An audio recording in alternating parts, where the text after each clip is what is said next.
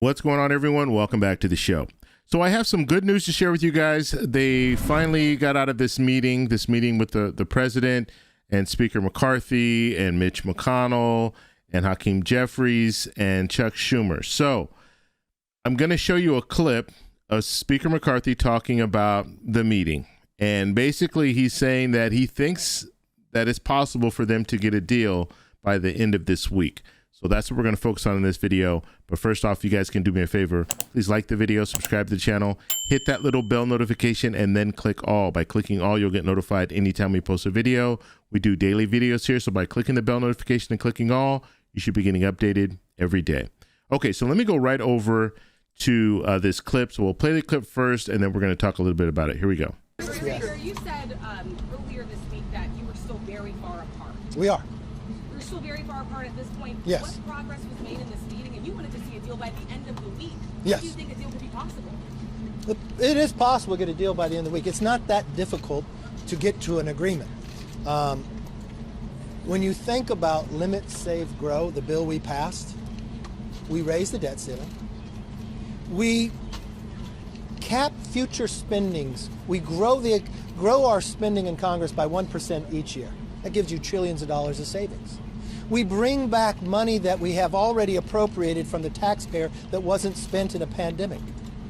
We put in work requirements that the president voted for as a senator that in Wisconsin just a couple months ago passed by 82%. It lifts people out of poverty, put them into jobs. What that does is helps our supply chain. So no longer do we borrow money from China to pay people not to work. And the only thing we're talking about are able-bodied people with no dependents. That's all you're talking about. It's already in place in certain areas. And so then we make ourselves more energy independent. We change the red tape that we can actually build things in America. So the roads we want to build, the energy projects we want to build to become energy independent. So it lowers the price to Americans, but at the same time creates more jobs and the economy gets stronger. Okay, so that was Speaker McCarthy saying that they're far apart. So they're still far apart, but there's a possibility that they can come together and get some type of a bill that will pass both the House and the Senate. So this is something we're going to have to continue to watch. But I just thought it was very interesting that he said that we're very far apart, but then he said that he thinks by the end of the week, which I'm going to be completely honest with you. And we've been watching Congress all this time. If you watch my channel, I talk a lot about what's going on in Washington, D.C., and I've never known them to be able to get something done in the matter of 3 days. I just don't see that being possible. However, there's a good possibility that maybe they can get this done before June 1st. So that's a good sign. But as far as getting it done by the end of this week, I don't really know about that. I don't really think they're going to be able to move that fast. Now, you also need to understand that Speaker McCarthy, he's going to have a challenge once this bill is put to paper, once they come to some type of an agreement and they pass it in the Senate and they send it back to the House. Speaker McCarthy's going to have a real hard time getting the votes. I mean, they're basically going to have to rely on Democrats to vote for this bill, because if Democrats don't vote for it, then it's not going to go anywhere, because Speaker McCarthy has to deal with the Freedom Caucus that's in the House. And a lot of the Freedom Caucus, any changes that are made to this bill, this current bill that passed the House, the Freedom Caucus is probably not going to go for it. And so because of that, you're going to need to rely on Democrats. However, you have moderate Democrats and you also have progressive Democrats. Progressive Democrats might not go along with a lot of this stuff that they may, if they make changes. You might have some progressive Democrats that won't go along with it. And then when it comes to the Senate, Republicans, because Democrats are controlling the Senate, Republicans are going to have to go along with whatever they pass through the Senate. So this is going to be a true bipartisan bill. And so we'll just have to see if they can come to some type of a resolution in the next few days. And I told you guys when I was talking before, this week here is the key week. They need to at least get an agreement this week. Maybe not pass anything this week, but get an agreement this week, and then they can pass something next week. But it's very important that they come to some type of resolution.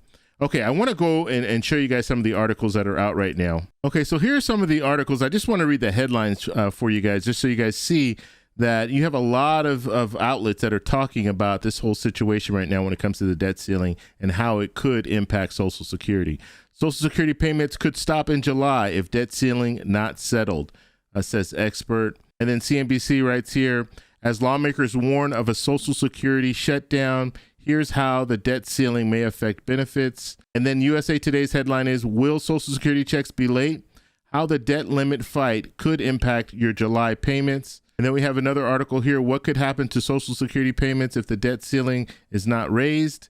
Then we have Yahoo Life, Social Security advocates brace for U.S. debt default with payments to beneficiaries at stake. Forbes, a misery all around, Social Security and the debt ceiling. CNBC again, Social Security, Medicare, federal salaries, what payments may be delayed in debt ceiling standoff. Then we have NPR here, what the debt ceiling standoff could mean for your retirement plans. So they're talking about 401ks, IRAs, all that stuff could be affected if we don't come together and raise this debt ceiling. And then NBC shows here, Social Security advocates brace for U.S. debt default with payments to beneficiaries at stake. And so that's just a few of the articles that are out right now. And all I'm saying right now, and I do have some people that are upset that I'm talking about this and the potential that payments can be delayed. I'm just letting you know, look, this is what they're talking about. So I'm sharing this information with you guys. So don't hate the messenger. I'm just telling you what they're saying. I'm not making anything up. This is actual stuff that's going on right now. You actually have experts that are saying this could potentially happen. You have the Treasury Secretary Yellen, who controls the money. Okay, so you have Congress, they control the purse, so they will vote on bills, and then that money will go to the Treasury Department, and the Treasury Department issues out the payments. And so that's why we need to listen to her. And if she's saying that Social Security could be affected, then we really need to pay attention to that. And I know some people will say, well, it's just politics. She's just saying that because she's a politician. But the mere fact that she's saying that is concerning. So be prepared. That's all I'm saying. If you guys have any questions, post them down below. If you like this video, please give me a thumbs up. Please subscribe for more. And I'll talk to you in the next one. Bye.